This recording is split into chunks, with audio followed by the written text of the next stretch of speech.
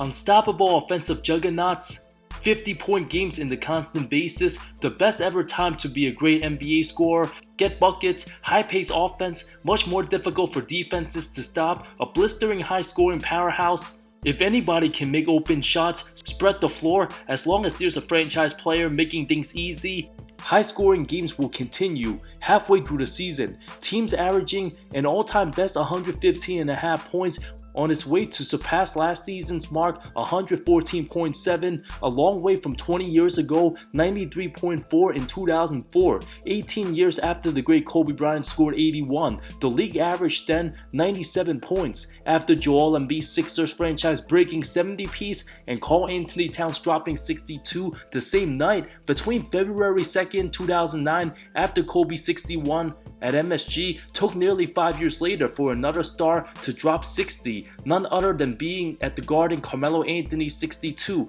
January 24th. Since the start of 2021, there's been a 60-point game 12 different times, including some of the same players doing it on multiple occasions. Uncharted territory. If you love high scoring, today's NBA is for you, but the ones who grew up watching the physicality of the slow-paced 90s and 2000s, many cannot stand today's threes and layups pace. Only tune in for playoff basketball. With the unseriousness of many regular season plays, every year in the playoffs, we get reminded who the truly great ones are. With some terrible meltdown performances, it's almost hard to fathom such players were able to score 70 in January, can't even score 15 in a do-or-die elimination game. Makes you wonder the difference in style, officiating, and play when good teams all want to pursue that title compared to a regular season exhibition matchup against a laughable 15-win team whose goal tank for the lottery.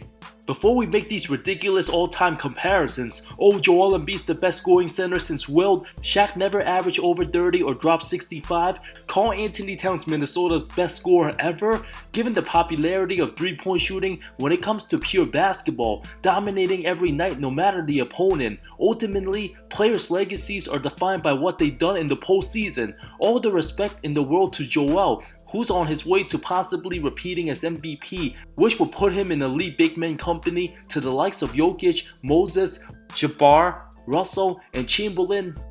His narrative this season will be defined by the playoffs and playoffs only. The legendary 70 piece on one of the worst teams.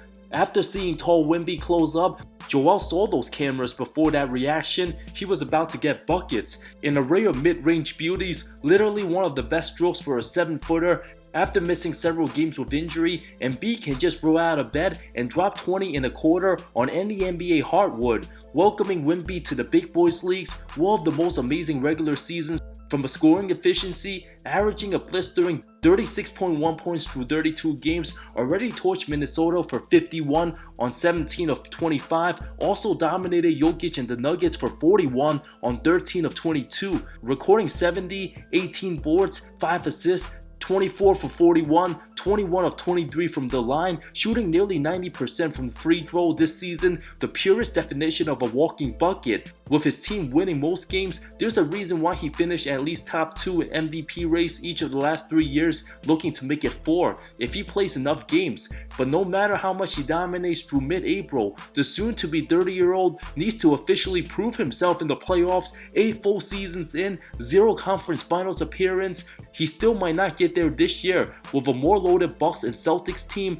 his playoff numbers 24 points, 11 rebounds, 34.5 minutes, 43% from the floor, 28 from deep, simply ain't gonna cut it. Getting hurt at the wrong time, can't be 100% when it matters most. From this season, his improved passing should make him much better come playoff time. The weak handles when swarmed by doubles and triples, his kryptonite. Falling to the floor 5 times a game, giving his massive 7-foot 300-pound frame all regular season absolute wear and tear, especially in a more demanding game. Can Embiid pace his conditioning to last more than 2 playoff series? Can he elevate teammates when the shots keep missing?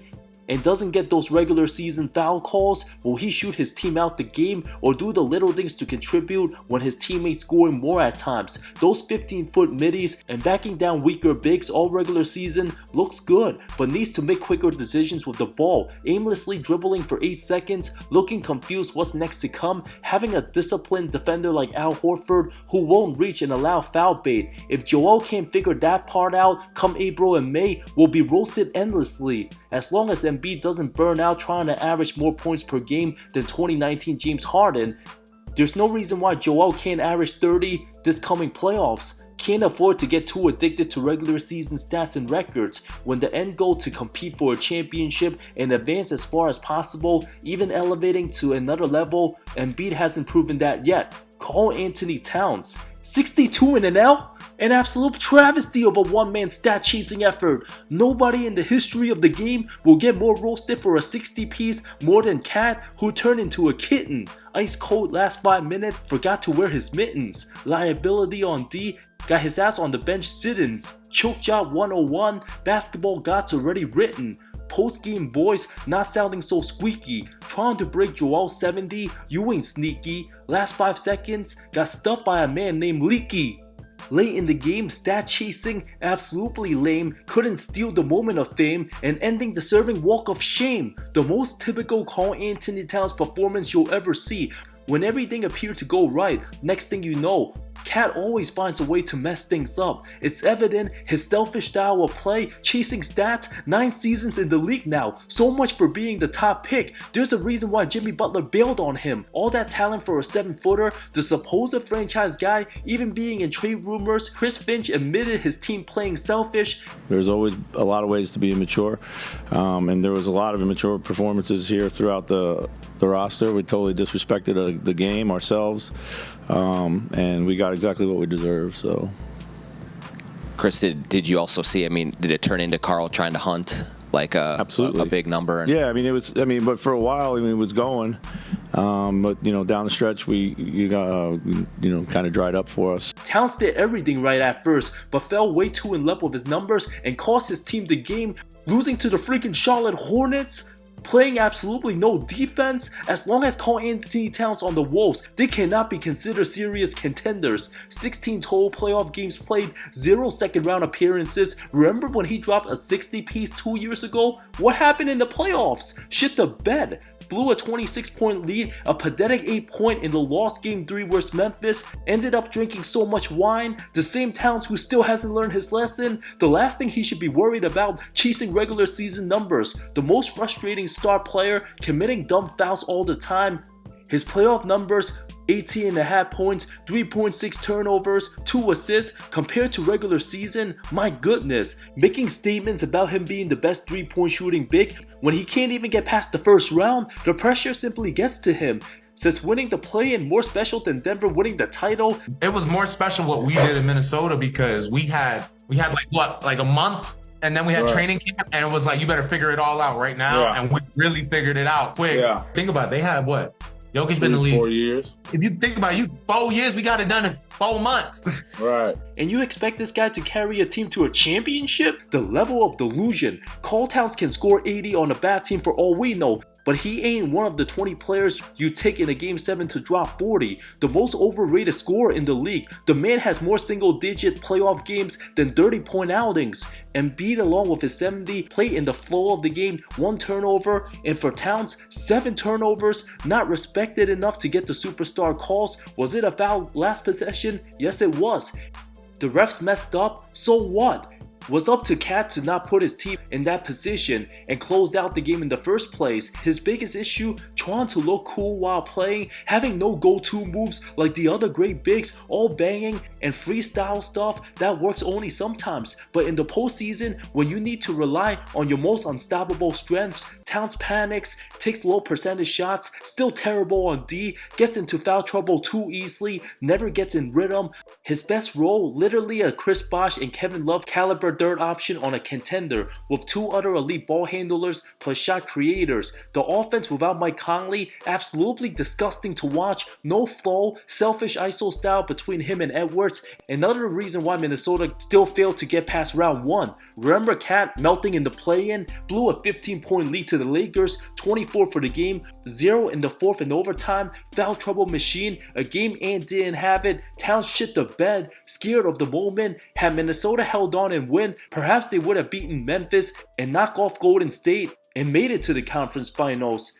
Literally gave the Nuggets a tougher series, missing McDaniel and Nas Reed than the Lakers. Towns under 22-point average, the best of his 3 playoff series. That's the same exact number of Jokic's worst scoring series out of the 12 played. Scoring all those 50 or 60 pieces don't mean jack shit when he hasn't even made All-NBA second teams or gotten past the first round. Age 28, all that talent, still nothing in the playoffs to show. Remember Donovan Mitchell's 71-point outing in the controversial no-call lane violation? The same Donovan Mitchell who was an absolute travesty versus the Knicks last postseason. Wildly inconsistent, can catch fire and drop 50 on unexpected nights, but likely to be as cold as brick other times. The same guy who averaged 28.3 points, shot nearly 49% from the field, only to underperform, being the favorite, falling 4-1, outplayed by the more composed Jalen Brunson, and back-to-back postseasons, 23-point average, 29 from 3, losing to New York, having the green light to shoot as many times he wants after the insane bubble back and forth action with Jamal Murray might have elevated Mitchell's ego a little bit. Coming to the league as a defensive specialist turned out to be the total opposite, continues to drive recklessly to the rim. Similar style of play to Westbrook, forces something out of nothing. Brunson on the other hand, always in control, very crafty with his movements. When Mitchell's three's not falling, tries to make things happen at the rim, takes a lot of energy out of him, especially being undersized at 6'1", needing to drop 35 plus to win big playoff games against high-level teams due to the bad defense. It's no coincidence Jamal Murray had 250 pieces on him. Brunson ate him twice back-to-back series. Reggie Jackson rejuvenated his career, and Terrence Mann had the game of his life.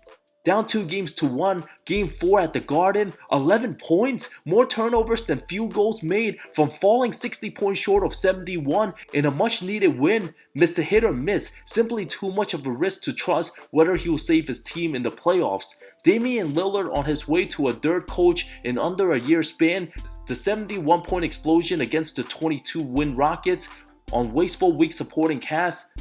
Last 2 seasons with Portland, the significant impact of Jrue Holiday's elite defense missed by the Bucks. Dame and Malik Beasley legit traffic cones. His jersey number represents his defensive presence, phenomenal offensive talents, but also had a ton of bad playoff games, especially locked up 2018 by the terrorizing defense of Holiday. Somebody he might need to worry about come conference finals time, needs to be on his super hot streaks to put Milwaukee over the top. When he has those 3 of 11 shooting nights combined with the atrocious D, forces Giannis to carry too much load. Dame can have a stretch averaging 36 on crazy efficiency, but also another 4-game stretch averaging below 18 points on a sub 30% shooting range, go 5 of 33 from 3 those games, combined with atrocious D in a matchup against Boston or Philly. The Bucks title's hopes don't look as good. Lillard at his best, easily better than what Jrue can offer, but at his worst, a huge downgrade. At least Holiday might shoot 4 of 17, and play excellent defense. The game Dames goes 4 of 17 without any D. Bucks fans better pray Giannis can save him. James Harden, another classic example of regular season scoring king, but playoff time, an absolute travesty. Second in scoring 2015, but got saved by Josh Smith and Corey Brewer. Houston went on a massive run without him Game 6, went 5 of 20 shooting, a -21 when his team ended up winning by 12. Game 3, down 0-2 conference finals Golden State, 17 points, 3 of 16 shooting. Game 5, 2 of 11 for 14 points, 12 turnovers. 2 years later, averaged 29 the regular season, a 10-point no-show final game versus the banged-up Spurs, 39-point blowout, hitting the strip club same night as if nothing happened. Even led the league in scoring 2018, but outscored by the more polished Kevin Durant, losing in 7 to Golden State. peaking in January, February, not saving any 50 pieces for May. Averaged 34 in 2020, down 2-1 to the Lakers, a classic Harden playoff stinker, 2 of 11 shooting, 5 turnovers, continues to lack energy in big playoff games on the consistent basis, didn't develop his off-ball game after leaving OKC, accepting doubles, passes the ball, stands around, and acts like he doesn't give a shit. We see many of that too his time in Philly. Can the beard with the New Look Clippers finally get over the hump and develop a reliable off-ball game, win that chip, and silence everybody doubting him? The choice is his. How about Kyrie's 60-point masterpiece in Orlando, March 15th? 2 years ago, everybody praising him being the most skilled guard all time with his unlimited bag, but what happened after game 1 versus Boston? An absolute travesty. 15.3 point average, 37% shooting, 18% from 3, 43-minute average, getting clamped by Boston's defense, 46 total points in 127 minutes. Devin Booker once dropped 70, but struggles in elimination games with all the pressure mounting. How about DeMar DeRozan getting MVP chant throughout 2022, the game winners, a 50 bomb, multiple 40-point games? What'd he do in the first round playing Milwaukee? Average under 21, 41% shooting, going 0 of 9 from 3. All these players besides Embiid and Prime Harden mentioned considered true stars, but not quite labeled as true superstars for a reason. Kevin Durant never dropped more than 55 in any NBA game, but easily a way better scorer than everyone on this list. Super polished and skilled, high-level fundamentals and length to do it at an elite level year after year. LeBron easily could have scored 70 in his prime if he wanted. Still at age 39, more dependable, dominating a playoff game than most stars I mentioned. Steph Curry has proven to elevate his game in the biggest of stage. Same goes with Jokic, Doncic, and Kawhi, even Jason Tatum to some extent. That's why they're recognized as true superstars of the game. When we see another 60 or 70 piece from guys who struggle in several playoff series over the last few years, let's just pump the brakes, relax before we make those silly all-time great scoring comparisons. Until then, playoff basketball is what matters most.